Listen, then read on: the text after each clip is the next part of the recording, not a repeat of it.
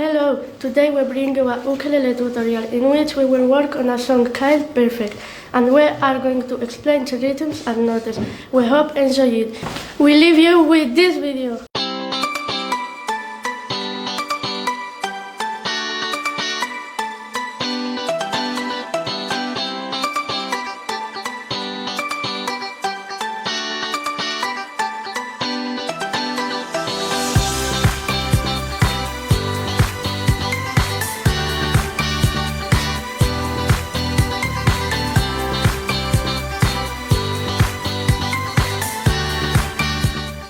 We are going to use 4 chords in the first part of this video. C, A minor,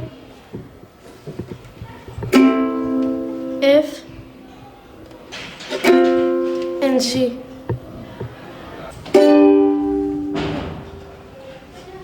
Go with us to the chorus. In that part, we are going to play 4 chords more in this order. A minor, F, C, and G.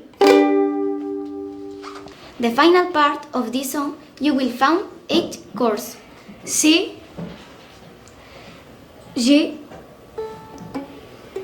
A minor, G, F more longer, G more longer too, and C. Let's gonna play this song. I found the love for